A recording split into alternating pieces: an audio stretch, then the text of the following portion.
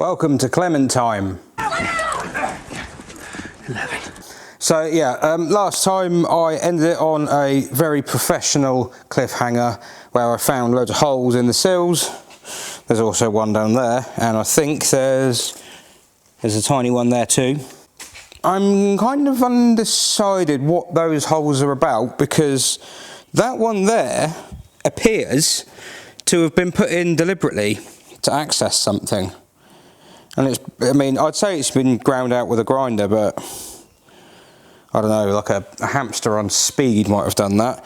And that side, I don't know. It could have been rust that's been cut out, and judging by the standards the rest of the car has been repaired by, rust that has been cut out and repaired with aluminium foil tape. But it might also not have been rust. It might also have been someone was cutting windows to access things, because there's more rust further down, brilliantly. But some of that has been done, and I think it's done okay, but I don't know. So I'm going to put that to one side for the minute and remove the mega jig, because that seems like the natural thing to do. Might be an idea to put some music on and speed up the footage.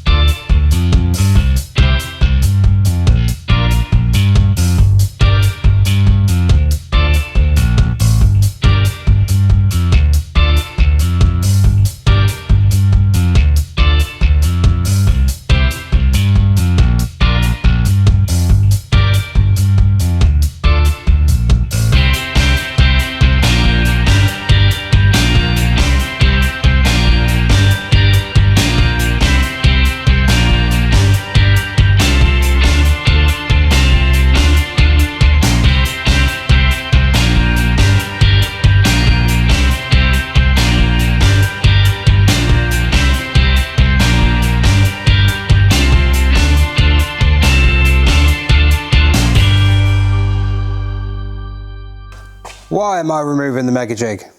An excellent question. The reason I'm removing the mega jig is I'm going to start cutting things out of it.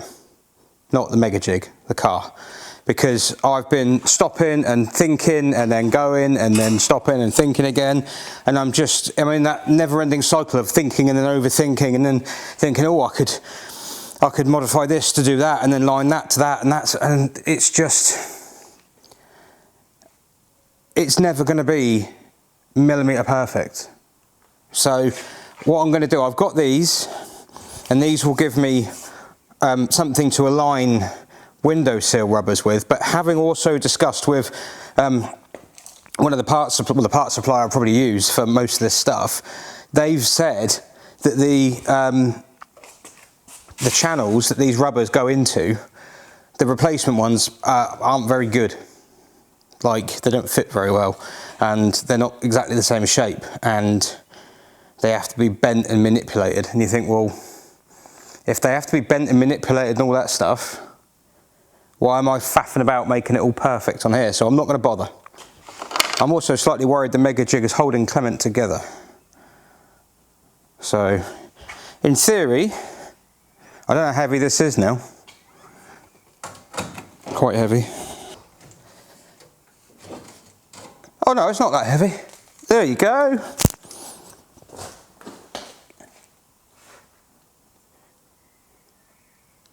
Now what?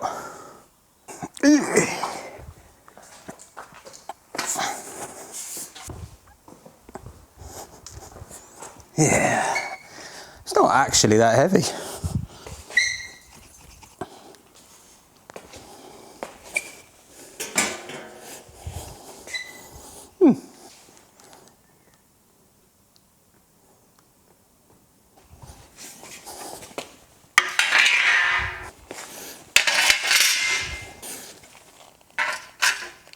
So there are a few different ways I could go about doing this. I could put all my faith, and I'm not a man of faith, but I could put all of my faith into the mega jig and bolt all these bits to it, these rails, to the jig in its entirety, and then go to the car and just cut it all off. The logic being that the jig will then place all this exactly where it needs to be, because it has bolt holes on the body that line it all up. But that is risky. It is the quickest way to do it, but it's also risky. And I don't know. So what I think I'll do first is I'm just going to see how well all of these attach to the jig. So this is going to be the reverse of what I just did, basically.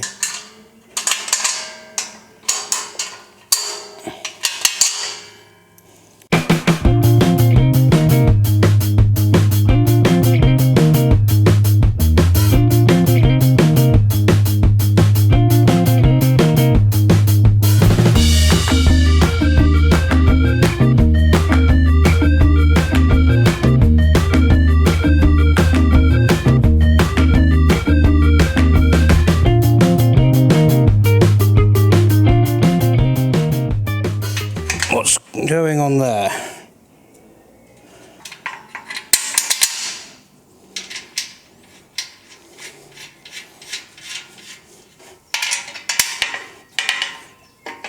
Come on.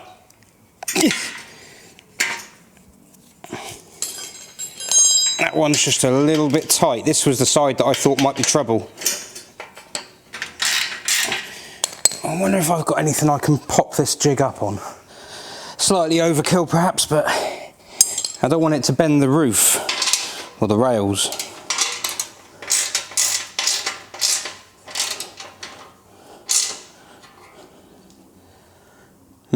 Right, okay, so we do have a bit of a situation. Okay, why are they so long? So the side rails fit beautifully, but at the front,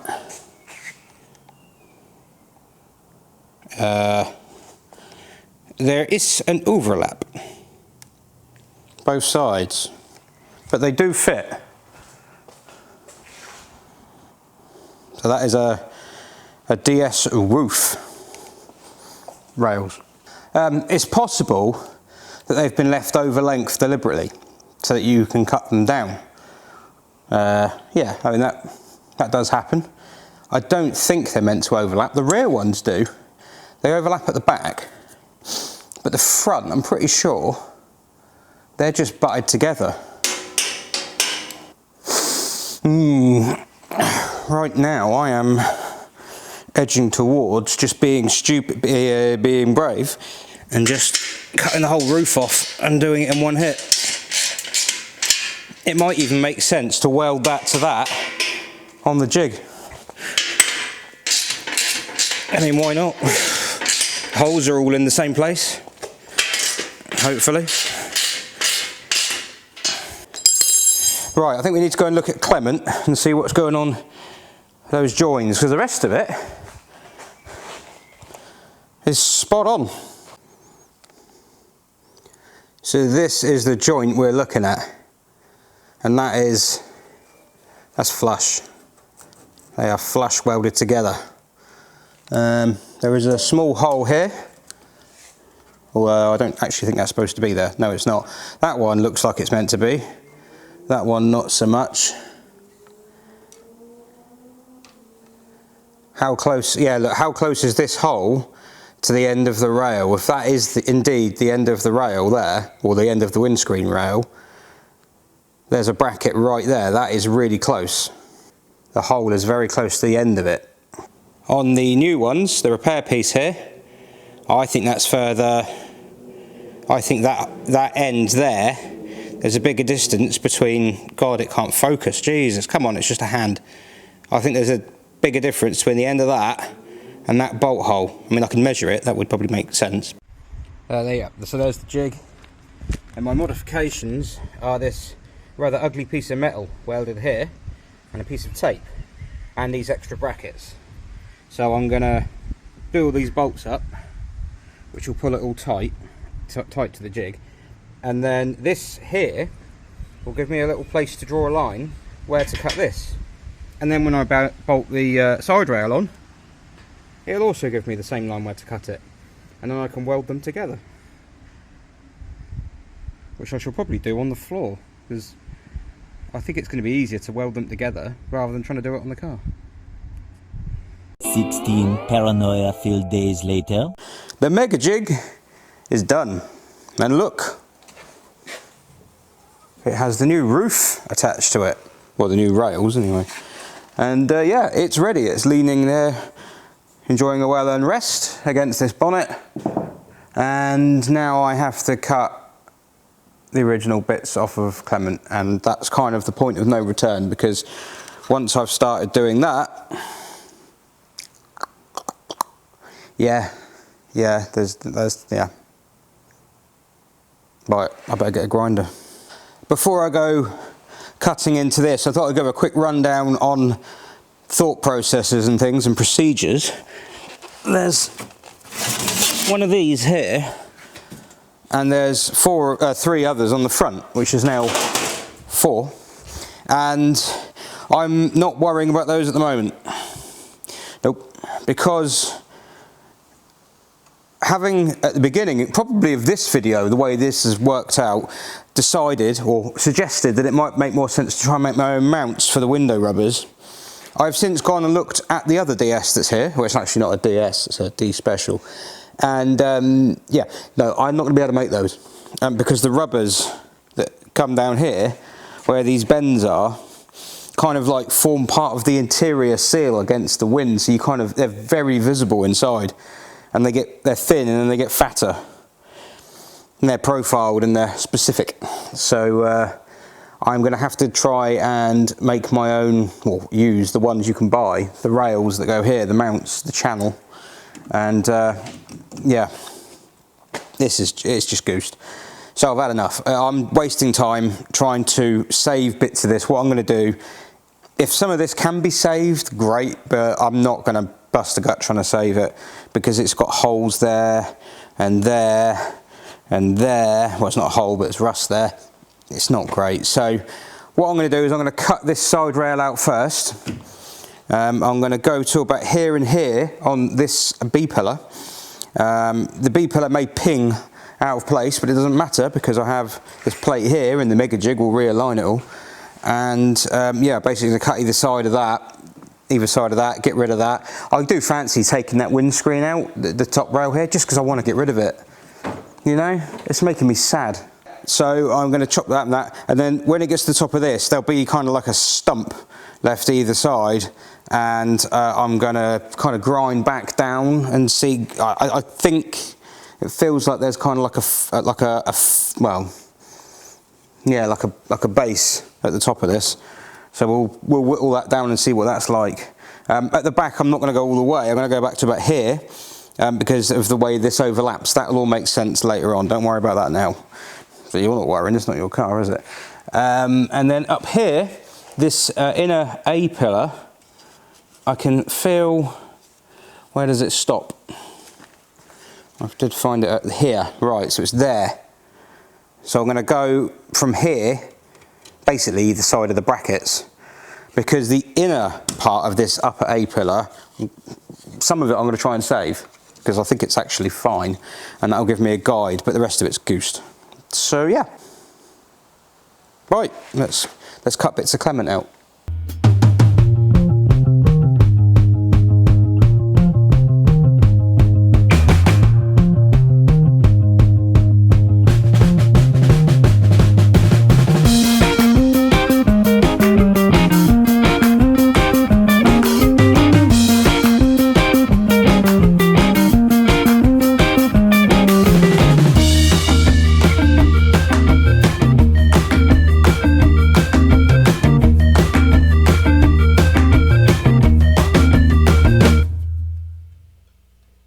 I've been looking forward to this bit.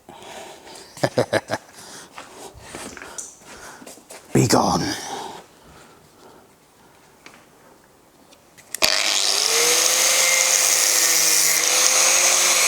Wow.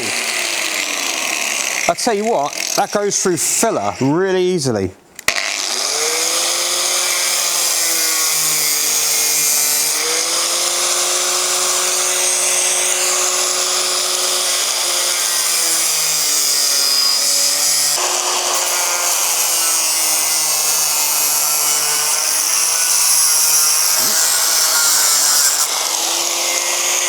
Whoa! Yeah, it can't support its own weight.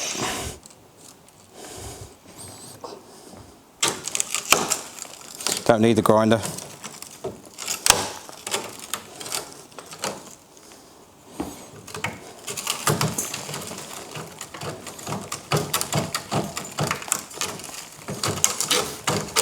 Hanging on better than I thought it would. That's needed like more than 5 twists so far. Oh, there you go. Utter scum. Maybe I should send this to a museum. Now this, held in, you see. If the mega jig wasn't there, well, if the mega jig wasn't there, that bit, when I take the rest of this out, will just fall off. I can just step in and out, look. It's really easy, as long as you don't impale yourself. Wow, look at that, look at the state of it. Oh, yeah, I'll show you that one later. I'll zoom in on my phone.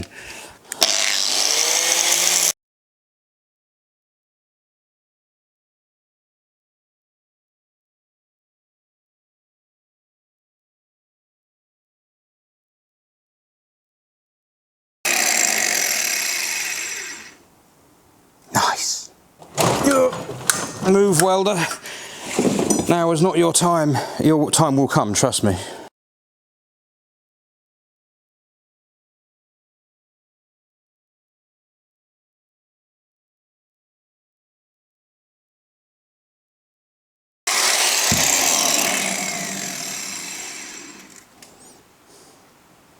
There we go.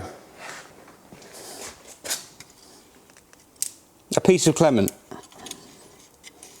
without filler. Didn't think such a thing existed, did you? And there we go. The special piece. Look at that. Yeah.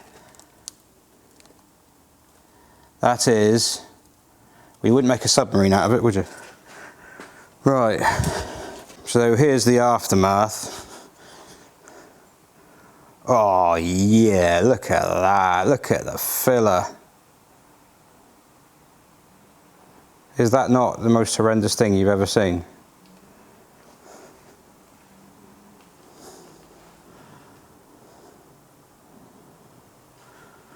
So there's no filler in this bit, and you can see there's this like right angle piece here, which I didn't see. Well, I did see a listing for a reinforcer, so unless that runs all the way up to here, I mean that's good because I can make something. Well, I say I'll have to buy a shrink stretcher to do that because I can't make that. Not, well, I can make it in a completely straight line, but it's not in a completely straight line because it's a DS. So, yeah. So this bit here, I've cut it short. The other side, I actually tried to be clever. I cut it even shorter. Tried to get it on that line there, but I don't think there's any real point. There's some spot welds in here, you can just about make out, and that's part of the original rail. So what I'm hoping to do is grind all this off and drill the spot welds out and see if I can just simply remove it. That would be the better way to do that. This bit here, that's not going to happen. There's obviously something underneath it, so I'm going to just be basically cutting bits, as much of it away as I can with a cutting disc. Bits like this lip on the outside and whatnot, although I could probably just pull it off. And then I'm just going to grind away at this and linish it back until it kind of reveals the bit underneath. Now I'm sure I can't use the bit underneath because it's probably gacky as hell. Kind of. There's a sort of, you can see a tab here. But it might be that I can rebuild something, you know, I can make something to replicate it. I just don't have any images of what it should be or any idea. All the gear and no idea. Yeah, this side, same kind of thing. This may be a bit minging under here. That is entirely possible because it is evidence of the dastardly acts in there. But, you know, again, that would be quite easy to repair. This should be not too hard. I can basically make some bits to replace this. Just got to figure out exactly which bits of these are supposed to be here because they look a bit like wrong. So I'll figure out which ones are meant to be where. This side, same as the other side. same as the opposing B-pillar. Got to be careful not to lean on these because, yeah, flexible. That's the worst corner, I think. Although the other one's got filler in it, there's just nothing left here. A couple of mods to the Mega Jig, windy pops there. A couple of mods to the Mega Jig. Try to, I've put in this little piece here to help guide the new window or the windscreen channel. And then on the actual jig itself, no, it's not there. It's a removable piece. I don't know where it's gone. It's gone down there somewhere. One of the holes on the front, I've now got a channel that fits in like the remaining part of the windscreen channel that you actually could put something in. It's kind of, it'll be about there. It's like a length of rod about that long, just to help locate it. But I'll double check, well, I'll spot weld it all in, tack weld it all in, sorry. And then I'll probably trial fit the windscreen, because the windscreen rubber's knackered anyway, so I can use that as, you know, cutting and shutting and stuff. That's not a problem. Just got to be careful with the actual glass itself. But yeah, that's sort of supporting the A-pillars as I wanted it to. That's good. They are quite sturdy, actually. I mean, you wouldn't kick it. Well, if you could, but then you'd lose all hope of getting it right. Yeah, you can see it's all just fractured along here. So basically, I was going to grind away what I can of. Oh, okay, I don't need to grind that bit away.